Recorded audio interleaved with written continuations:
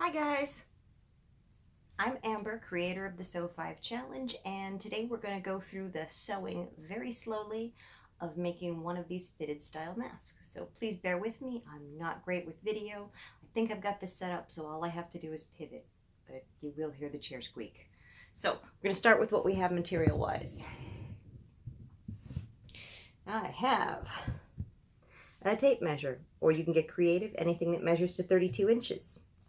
My scissors, pattern piece. I traced mine out on file folders, so it's a heavier cardstock since I'm doing repeated cuttings, and a pen to mark with. I am using a invisible ink pen, so it will disappear with water after I sew, but you can use anything that marks it. It doesn't have to be pretty. Functional is the key.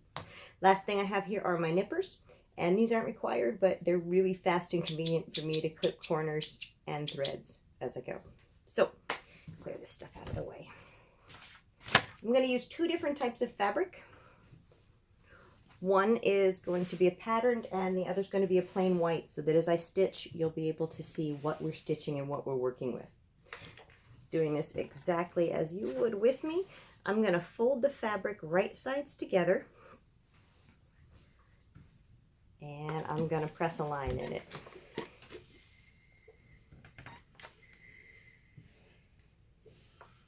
I think this is going to be the outside of our piece. Take my pattern piece. For me, it's easiest to lay the bottom flat part on the fold and trace around it.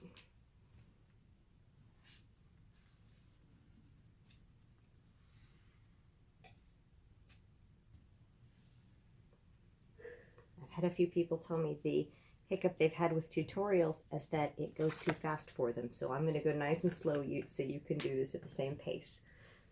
I mark my pattern pieces as I go because I'm doing lots of different sizes at once. So I'm going to mark this large. We're going to cut out this one piece. Pardon my elbow and my angle. Now we're cutting a double through both layers, and if you pressed it and traced it on the edge, on the fold part, then it should stick together pretty well since it's cotton and woven. It won't slide around on you. Don't have to pin it. Now you don't have to be super accurate. There are some ways to cheat and fudge this. Last thing you do is keeping it pinched together, slide your scissors in the end and just snip through that fold. So what I'm left with now is two identical pieces. Don't separate them, they're easier if you leave them together. No biggie if you did though, put them right back together. We're going to do the exact same thing with the white fabric. Again, I'm using two different kinds of fabric so that you can see the difference when you make it. Slide that out of the way. I'm going to do the exact same thing. I'm going to press it flat so I have a fold. Right sides together, but since I'm using a solid, it really doesn't matter. I'm going to trace out one large pattern piece.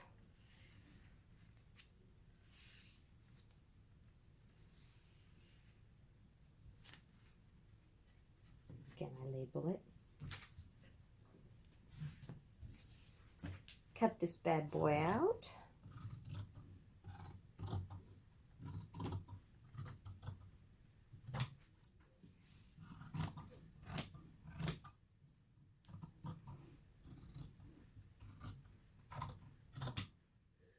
And again, I'm going to slip my scissors down that little fold while the pieces are still together.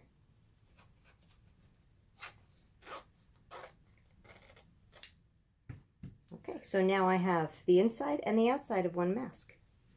We're going to swing around to the sewing machine. Please let me have set this up right.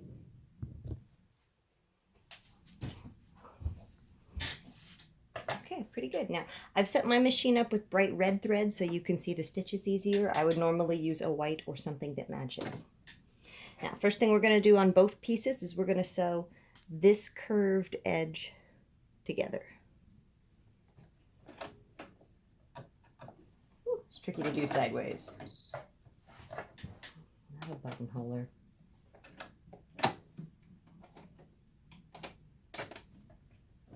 There we go.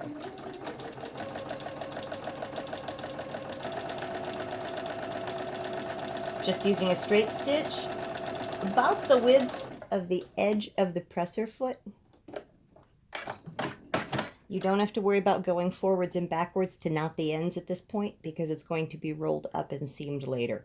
So it makes it much quicker. So now we have, let's see there, one seam just along the curved part. Sorry if the light's a bit odd there.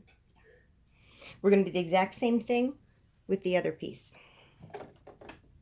We're just going to stitch the curved part, the big outside curve. Basically, this is the nose part, what goes from the bridge of the nose to the bottom of the chin. Okay. Cut your threads, and we're going to move back over to the ironing board.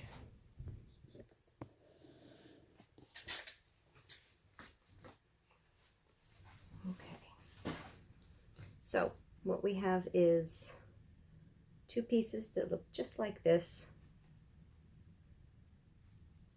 Now we're going to take the nippers or your scissors, either way, and we're going to cut just from this edge to just before you get to the red. And I'll do it slowly once, all the way around that curve. About every 3/4 inch.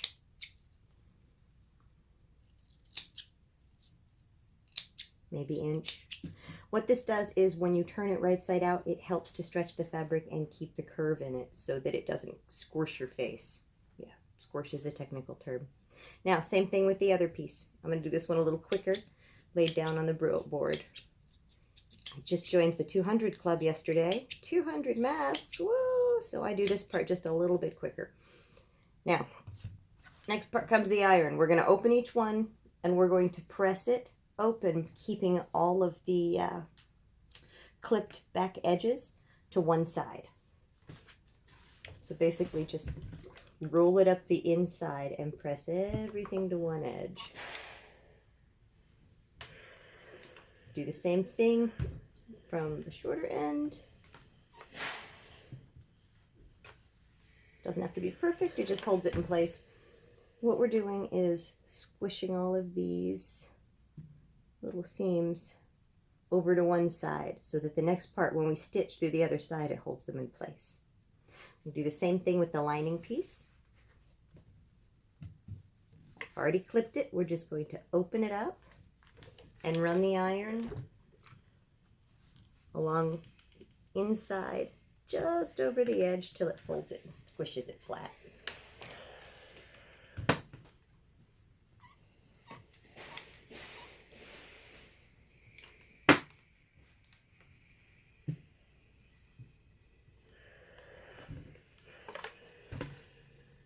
So now we've pressed them over to one side.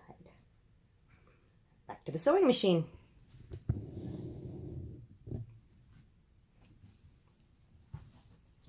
Next step is top stitching down the center. What we're going to do is, in order to keep these from squishing around and floofing up in the washing machine later inside and making a bulky lump down the nose, we are going to stitch just down this side, pinning that in the stitch. Line up your needle just to the left of the seam if you've pressed it to that side, and just run straight down the edge of the seam.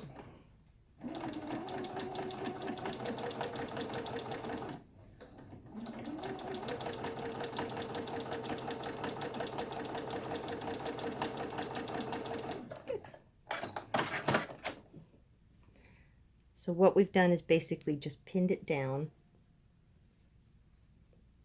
against the inside, so when it washes it should stay flat. Same thing to the other one. I swear it does become a mask when you're done.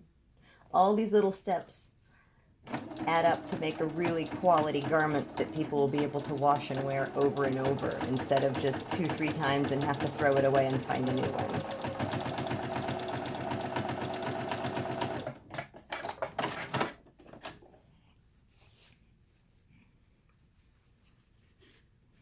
We have top stitch straight down the center. Now you don't necessarily need the ironing board for this part. It just might look easier if I demonstrated it on the ironing board. Now you're going to take the right sides of both pieces, stick them together, and basically match them up.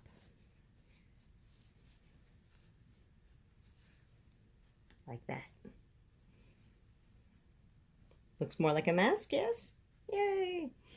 Now at this point, I don't pin because I've done so many, I don't feel I need to. It grips pretty easily for me. But we're going to stitch across the top and across the bottom of this now to hold the two sides together. Two halves, my apologies, two halves together. Whichever side is on the concave side is going to naturally want to be the inside of the mask when you iron it. It doesn't matter what fabric is on the inside or the outside, but whichever one is on the concave part, the inside of the bowl is going to be the piece that naturally wants to go to the lining side when you press after this. Okay, stitch the top. And do the same thing with the bottom. Turning it around and just running this, and I'm doing this at about the width of the edge of my foot to the needle. So I would say probably about a 1/4 inch, give or take, 3/8, 1/4 inch, somewhere in that zone. It doesn't really matter if your seams are a little larger or a little tighter, because there's someone that it will fit. Also doesn't matter if you're off a little bit, because you can cheat it quite a bit when you turn. You'll notice my seams are not perfect there. Shh, don't tell. All right, we're going to spin it back around to the table. Ironing time.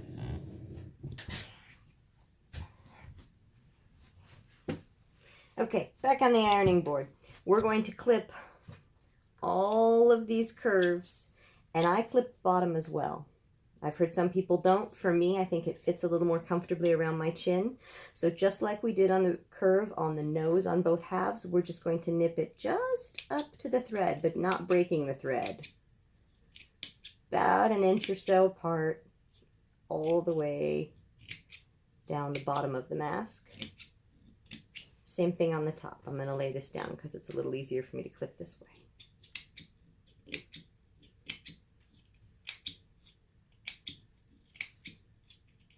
Don't worry about all the threads right now. I like to clean them up right at the very end when I add the elastic and press them.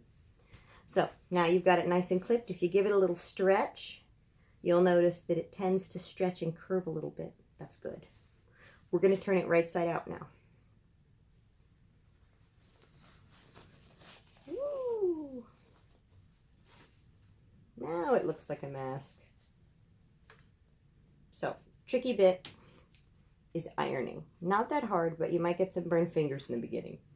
Best way is to lay it down flat with the bottom edge towards you and kind of roll it a bit. If you pinch and slide it between your fingers like this, the seam will naturally slide up between them and get it really, really tight for ironing, so you don't have to sit there and ooh, ow, ooh, bleep. So that little pinch is really, really a neat trick. Now we're just going to press it like this. Makes it easier to do the last step. I like a lot of steam. Yeah, the more steam the better during this. It just sanitizes.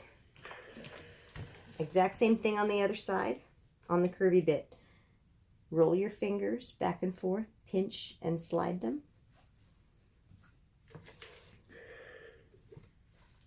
And then press.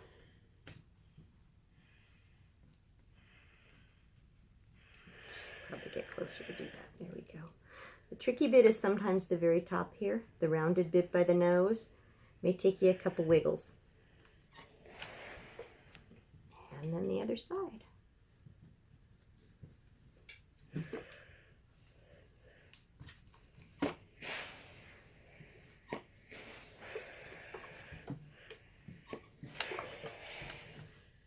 Now it's a mask. You can see how it fits and curves around the face. That's why we clipped all those curves. All right, next step, back to the sewing machine. Now we're going to top stitch the entire thing. Basically, we're just going to run one stitch close to the top edge and close to the bottom edge to keep it all together when it goes to the washing machine. That can be as close to the edge or as far from it as you would like. I do it at about the width of my needle to the edge of my presser foot. Doesn't have to be exact, but this is the pretty finishing part. Again, I'm using a red thread so you can see it. Normally I would use a white or something that blends with the fabric if I have it. You still don't have to worry about back stitching and knotting the ends until the very last step. So you can see sewed through all the layers. And if you look in here, I don't know if the lights will let me, you can see that it's trapped the edges in there, so when it washes it won't fray and come apart. Same thing on the top edge. Now until you just follow the curve, and until you get a little practice down on this, sometimes this top seam will be a bit wonky right around the bridge of the nose. Again, it's okay, it will still function wonderfully. It just, you know, won't be as pretty. Not a big deal. People are more worried about protection right now than whether or not something is pretty. All right, back over to the ironing board. You see all the back and forth is why I do 5 and 10 at a time when I do them. Let's see. Birch. Now, 2 more steps. 1, cut your elastic, because we're about to need it. I'm using a corded elastic. You can also use tie straps, which we'll figure out in a different recording, but this is a paracord elastic. I ordered a couple spools of it in January when I realized we'd be making some masks. 32 inches is what I use for an adult mask.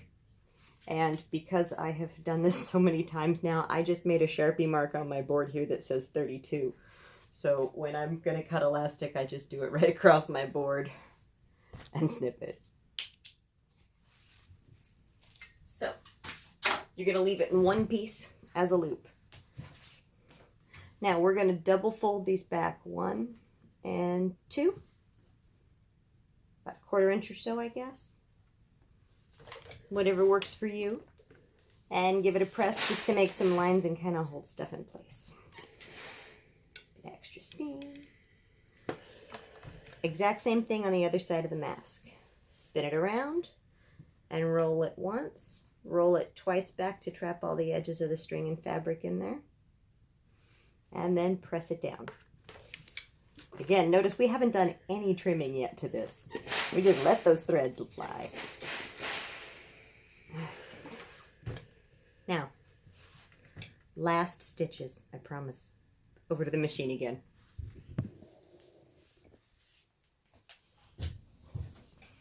Okay. This time last round. Hold your elastic with the loop on top and the 2 ends down below, dangling. Loop on top, ends below. And lay it across the top of the mask. We're going to tuck it into each of these corners. Roll the fabric over the top of it and then stitch just on the inside edge, not catching the elastic if we can avoid it. We want that to slide freely for adjusting on the face so it's comfortable. So this is where it gets a bit tricky doing this sideways, but put your needle down, make sure that you've caught the edge of your fabric on this side. This is where you have to actually go backwards and forwards and make your stitches stick. If your machine gets stuck and doesn't want to pull, grab the elastic in the back, give it just a tiniest little tug as you're doing it, and it'll usually give it just enough jerk to get it free. Don't pull too hard or you will snap a needle. I'm living proof. There we go.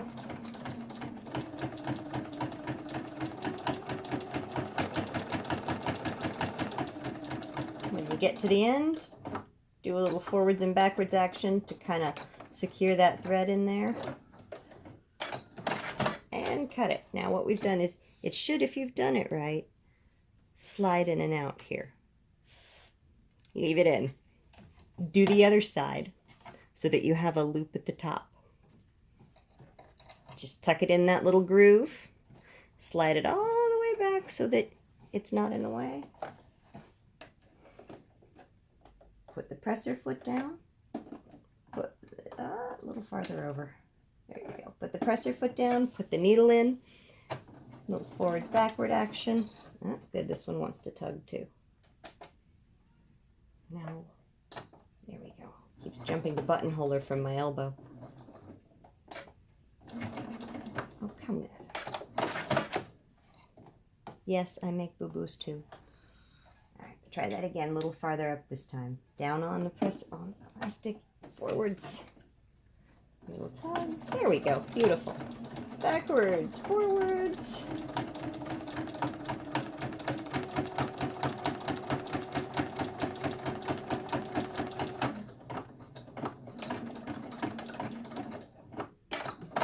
Backwards, forwards. Now, the end should have a seam trapped in there with elastic that slides. All right, last time back to the ironing board.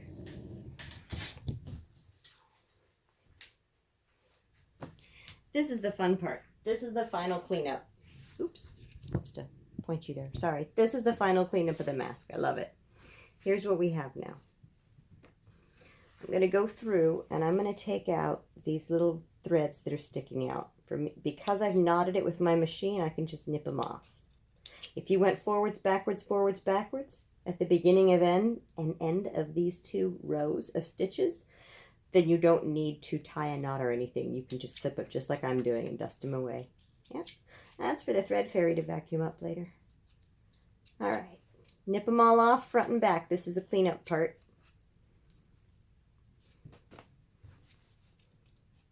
Yep. Any extra threads you have hanging out or little tails can be taken off too.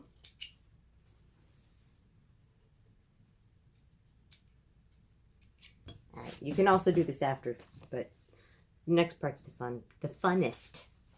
So we're going to fold the mask in half, and here's how I finish them all.